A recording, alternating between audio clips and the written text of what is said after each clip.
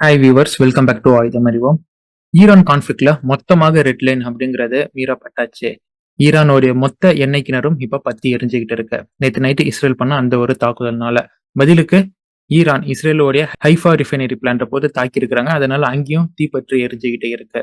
So மொத்தமாக நம்ம என்ன நடக்கக்கூடாது இந்த யுத்தத்துல அப்படின்னு நினைச்சோமோ அது கொஞ்சம் கொஞ்சமா நடக்க ஆரம்பிச்சிருக்கு. ஸோ அடுத்த கட்ட எஸ்கலேஷன் அப்படிங்கறது இஸ்ரேல் ஆன் பண்ணிட்டாங்க. ஸோ இனிமேல் எதுவுமே நாம கால்குலேட் பண்ண முடியாது. ஏற்கனவே ஸ்ட்ரைட் ஆஃப் ஹார்மஸ் க்ளோஸ் பண்ணதோட எஃபெக்ட் பிரெண்ட் க்ரூட்ல இப்போ ஒரு பேரலின் விலை $91 இருந்துகிட்டு இருக்கு. ஸோ சீக்கிரமா அது $100 நோக்கி பயணிக்கும் அப்படின்னு தான் நம்ம எதிர்பார்க்க முடியும். இந்த நிலைமை அப்படியே போச்சுன்னா என்ன ஆகும் அப்படிங்கறத இன்னைக்கான காணொலியில பார்க்க போறோம். அடுத்து ஈரானுடைய இன்னொரு போர்க்கப்பலுக்கு இந்திய துறைமுகத்துல இந்தியா அடைக்கலம் கொடுத்திருக்காங்க.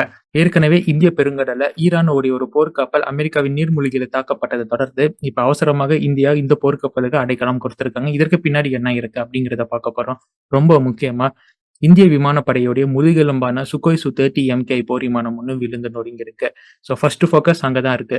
நீங்க பார்த்து கொண்டிருப்பது ஆயுதம் அறிவோம் டிஃபென்ஸ் அப்படிங்கிற நம்ம தமிழ் டிஃபென்ஸ் நியூஸ் சேனலை சப்ஸ்கிரைப் பண்ணிட்டு வாங்க. பிகாஸ் இது மாதிரியான செய்திகள் உங்களுக்கு நாங்க வழங்குவோம். லெட்ஸ் டைவ் இன்டு இட் நண்பர்களே.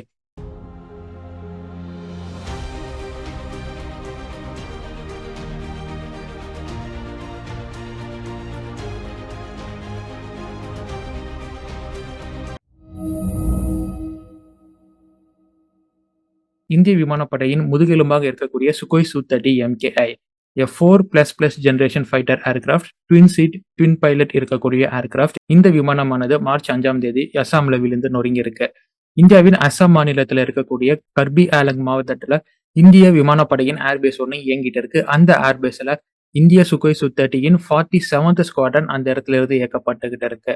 மார்ச் 5ஆம் தேதி இந்த ஸ்குவாட்ரனுக்கு சொந்தமான ஒரு சுகோய் Su-30 MKI அதுல 2 விமானிகள் ஒரு ரெகுலர் ரொட்டீன் சார்ட்டிக்காக மேல் எழும்புறாங்க. அப்படி அவங்க எழும்பும் போது நேரம் அப்படிங்கிறது 7:41.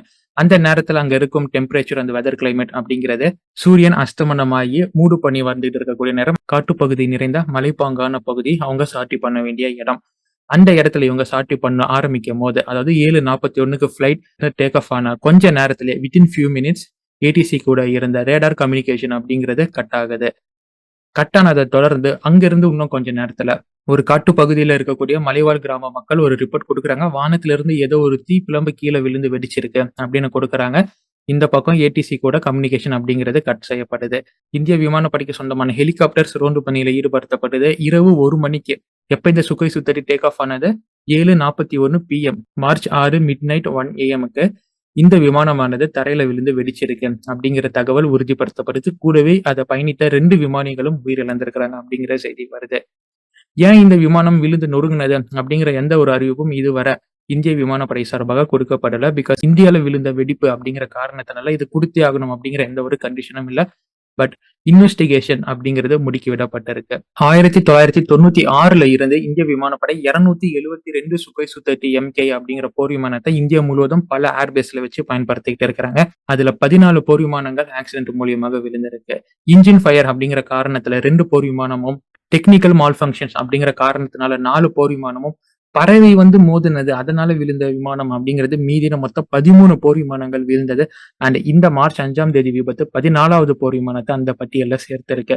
ஸோ மொத்தமா 272 போர் விமானங்கள 14 போர் விமானங்கள் அவுட். இந்த விபத்து எதனால நடந்தது? டெக்னிக்கல் மால்ஃபங்க்ஷனா இல்ல பைலட் எரரா அப்படின்னு பார்க்க வேண்டியிருக்கு. பட் பைலட் எரர் இந்த இடத்துல இருக்காது. ஏன்னா இதுல உயிர் நீத்த அந்த 2 விமானிகளுக்கும் அல்டிமேட் ரெக்கார்டு இருக்கு அவங்களுடைய ஃபிளைட் ஹவர்ஸ்ல. இந்த விமானத்தை இயக்கிய அனுஜ் வாஜிட் மற்றும் புர்வேஷ் துராகர் 2 பேருக்குமே 1000+ ஃபிளைட் ஹவர்ஸ் அப்படிங்கறது இருக்கு. அனுஜ் இந்த ஸ்குவாட்ரன் லீடர் அண்ட் புர்வேஷ் அப்படிங்கிற ஒரு ஃபிளைட் லெப்டினன்ட். 2 பேரோட பொசிஷனை பாருங்க, எந்த அளவுக்கு பெரிய பொசிஷன். இவங்க போய் இந்த போர் விமானத்தை எங்கேயாச்சும் கிராஷ் பண்ணிருப்பாங்களா அப்படிங்கிறது மிகப்பெரிய சந்தேகம். இருந்தாலுமே இவங்களுடைய எக்ஸ்பீரியன்ஸை பாருங்க நீங்க. இந்த புர்வேஷ் அப்படிங்கிற சொன்னோம்ல, இப்ப நடந்து முடிஞ்ச ஆபரேஷன் சிந்தூர்ல சுகோய் Su-30 MK போர் விமானத்தை பயணித்து அந்த ஆபரேஷன் முழுக்க இவரு ஈடுபட்டு பல ரெக்கார்ட்ஸ் இவரு வச்சிருக்கிறாரு. அதுவும் இல்லாம பஹல்காம் டெரர் அட்டாக் நடந்தது இல்லையா, அதற்கு ரிட்டாலியேஷன் ஸ்ட்ரைக் இந்தியா பண்ணும்போது பாகிஸ்தானுக்குள்ள இருக்கும் தீவிரவாத முகாம்களை அழிக்கிறதுக்கு புர்வேஷ் அவர்கள் சுகோய் Su-30 போயிருக்கிறாரு. ஸோ ஆபரேஷன் சிந்தூர்லயும் இவர் இருந்திருக்காரு, ரிட்டாலியேஷன் ஃபார் பஹல்காம் டெரர் அட்டாக்லையும் இவர் இருந்திருக்கிறாரு.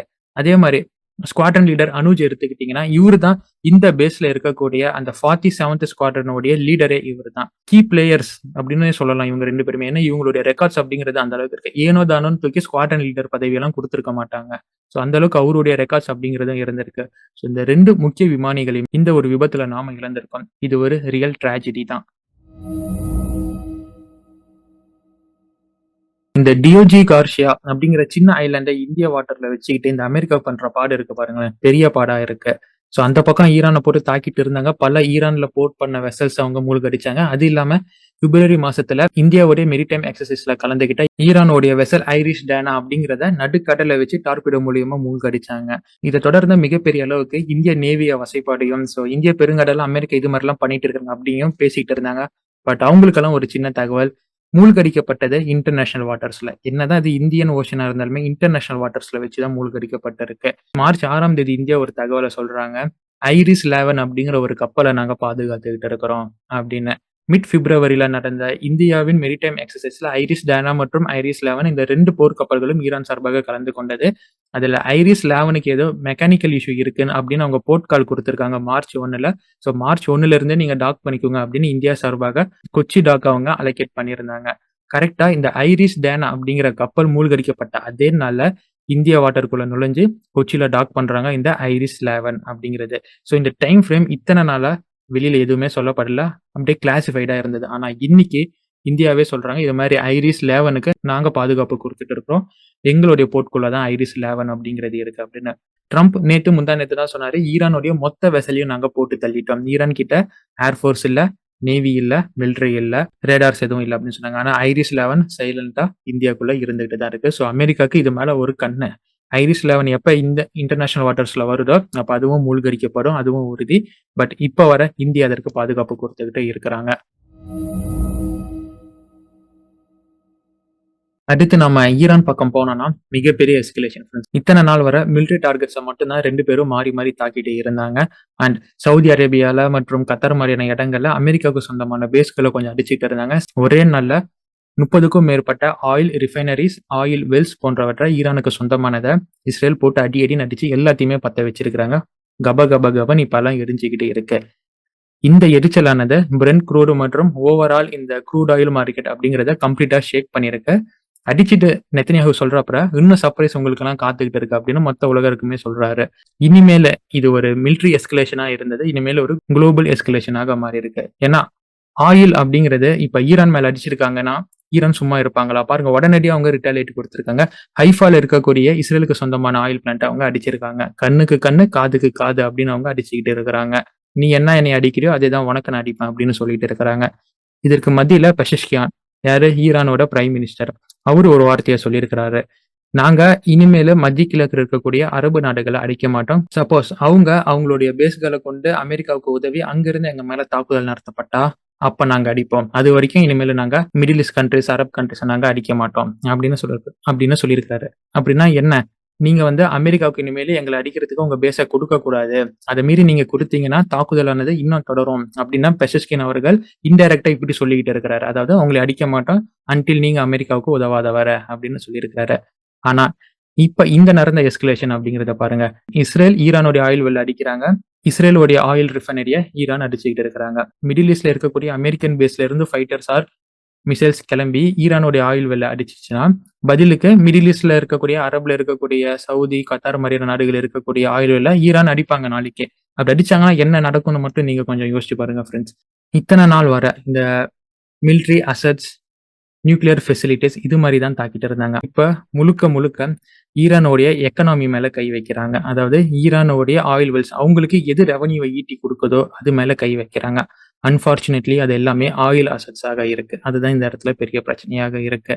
இதுக்கு இஸ்ரேல் சொல்ற விளக்கத்தை பாருங்களேன். உலக நாடுகளுக்கு எது மாதிரி பிரச்சனை ஏற்படும் அப்படிங்கிறது அவங்களுக்கு நல்லாவே தெரியும். அதனாலதான் இந்த ஒரு முட்டை அவங்க கொடுத்திருக்காங்க.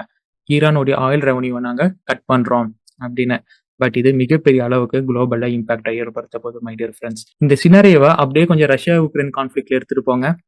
என்னதான் உலக நாடுகள் மற்றும் ஐரோப்பிய ஒன்றிய நாடுகள், நேட்டோ அமைப்பு அப்படின்னு எல்லாருமே ரஷ்யா அவங்களுடைய ஆயிலை ஏற்றுமதி பண்ணி அந்த ஆயிலை வாங்குறதுனாலையும் அது மூலியமா ஜென்ரேட் ஆகிற பணத்தை வச்சுதான் உக்ரைனை போட்டு அடிச்சுட்டு இருக்கிறாங்க அப்படின்னு சொன்னாலுமே யாராச்சும் ஒருத்தங்க ரஷ்யாவுடைய ஆயில் ரிஃபைனரிய பெரிய அளவுக்கு தாக்குனாங்களா? இல்ல ரஷ்யாவுடைய பெரும்பாலான ஆயில் ரிஃபைனரிய தாக்குனாங்களா? உக்ரைன் மட்டும் தான் அடிக்கிறாங்க. உக்ரைனும் பார்ஷியலா தான் அடிக்கிறாங்க. பெரிய அளவுக்கு அடிக்கிறதே இல்ல. ஏன்னா அவங்களுக்கு தெரியும். இந்த இடத்துல ரஷ்யாவுடைய ஆயில் மேல கை வச்சா பெரிய அளவுக்கு குளோபல் ஆயில் மார்க்கெட் அப்படிங்கிறது ஷேக் ஆகும்னு அமெரிக்கா முதல் எல்லா நாடுகளுக்குமே தெரியும். அதனால தான் அவங்க அந்த இடத்துல கை வைக்கல. முக்கியமா அவங்களுக்கே அது இம்பாக்ட் ஆகும். பட் இது எல்லாமே இஸ்ரேல் யோசிக்கல. ஃபர்ஸ்ட் அவன போட்டு தள்ளணும் அப்படின்னு முடிவு பண்ணி தான் இந்த அளவுக்கு இப்ப அடிச்சிட்டு இருக்காங்க. இதனால நம்ப எது நடக்கக்கூடாதுன்னு நெனச்ச எஸ்கலேஷன் இந்த வாட்டி நடந்துருச்சு. அத இஸ்ரேல் ஆரம்பிச்சு விட்டாங்க. ஸோ இதற்கப்புறம் என்ன நடக்கப் போகுது? ஒவ்வொரு இரவும் என்ன நடக்கப் போகுது? அப்படிங்கிறது தான் இப்ப மிகப்பெரிய கேள்வியாக இருக்கு. ஸோ இது போன்ற பல காணொளிகளை நீங்க தெரிந்து கொள்றதுக்கு ஆயுதம் அறிவோம் டிஃபென்ஸ் அப்படிங்கிற நம்ம தமிழ் டிஃபென்ஸ் நியூஸ் சேனலை சப்ஸ்கிரைப் பண்ணிக்கோங்க. அந்த இது மாதிரி பல காணொளிகள் வரும். பார்த்து என்ஜாய் பண்ணுங்க. உங்க கருத்துக்களை மறக்காம கமெண்ட் பாக்ஸ்ல பதிவிடுங்க my dear friends. Until it's signing off from ஆயுதம் அறிவோம் and stay tuned for next video. நன்றி, வணக்கம். I don't ever slow up, no I don't take shit. I got no love for the fakeness. If you wanna play tough and wanna hate this, I'll always show up.